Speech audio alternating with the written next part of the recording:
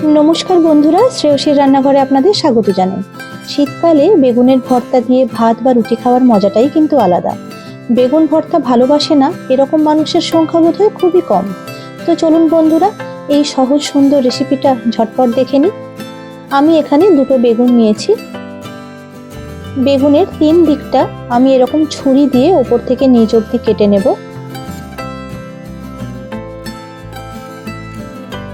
কেটে নিয়ে দেখে নেব এর মধ্যে কোনো পোকা আছে কিনা।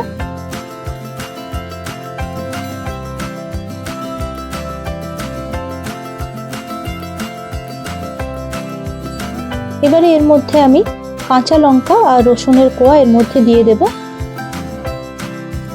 যে যেরকম ঝাল খান সেরকম পরিমাণ লঙ্কা দেবেন।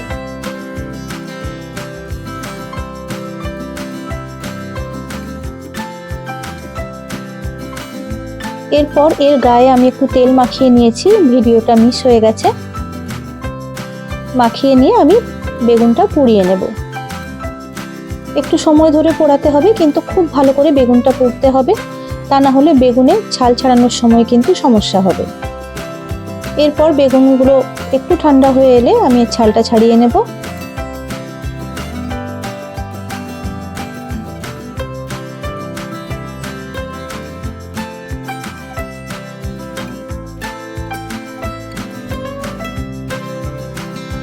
হাতে একটু জল লাগিয়ে এইভাবে ওপর থেকে নিচে করে নামিয়ে আনলে কি হবে, গায়ে লেগে থাকা যে ছালগুলো আছে ওটাও পরিষ্কার হয়ে যাবে।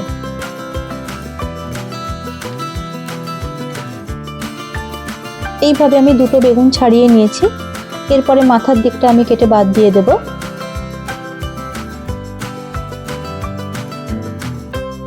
এবারে ভেতরে যে রসুন আর কাঁচা লঙ্কাটা দিয়েছিলাম সেগুলো একটু থেতো করে নেব হাত দিয়ে।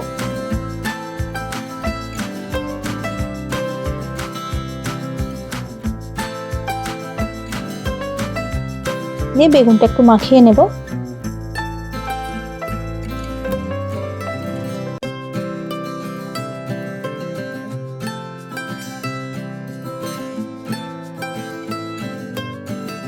শীতকালে এমনি বেগুন ভালো পাওয়া যায়, তবুও দেখে নেবেন যে বেগুনে যেন বীজ একটু কম থাকে। এরপর কড়াইতে আমি একটু তেল নিলাম, দিয়ে সামান্য কয়েকটা বড়ি ভেজে নেব। বড়ি ভাজা দিলে বেগুন ভর্তার টেস্টটা কিন্তু দ্বিগুণ হয়ে যায়।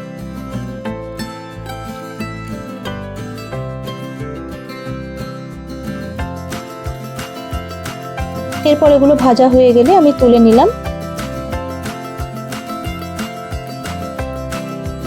এরপর কড়াইতে আমি রসুন কুচি, আদা কুচি আর কাঁচা লঙ্কা কুচি দিয়ে দিলাম।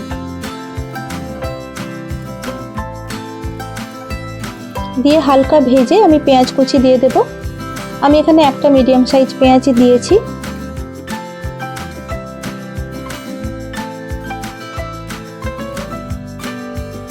পেঁয়াজটা কিছুক্ষণ ভেজে নেব।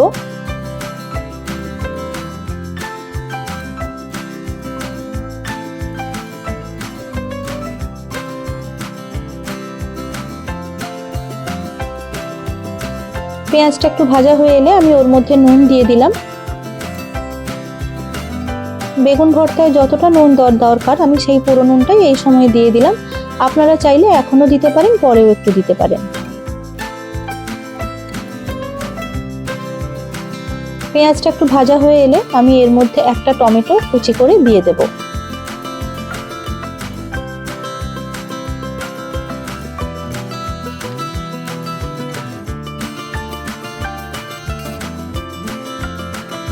টমেটোটা যতক্ষণ না নরম হয় ততক্ষণ আমি টমেটো আর পেঁয়াজটা ভেজে নেব।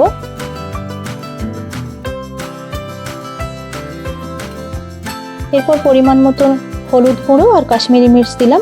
আপনারা চাইলে কাশ্মীরি মির্চ নাও দিতে পারেন, আমি একটু রঙের জন্য দিয়েছি। দিয়ে আবারও কিছুক্ষণ কষিয়ে নেব।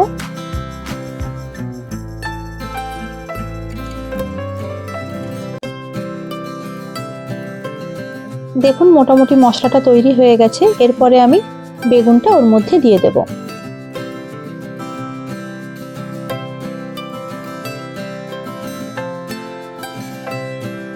রান্নাটা করতে খুব একটা বেশি সময় লাগে না। এরপর মশলার সঙ্গে বেগুনটা ভালো করে মেখে নেব।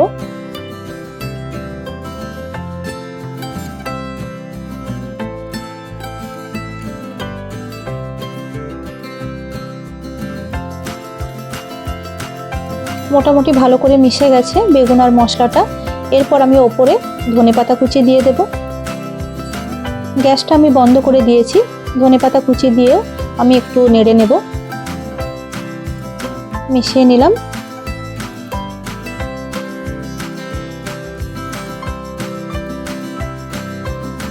নামানোর আগে যে বড়িগুলো আমি ভেজে রেখেছিলাম সেটা গুঁড়ো করে ওর মধ্যে দিয়ে দিলাম। দেখেই কিন্তু বেশ লোভ লাগছে।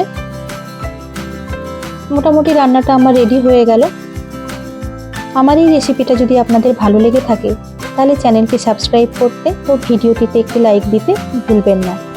সবাই ভালো থাকবেন। ধন্যবাদ।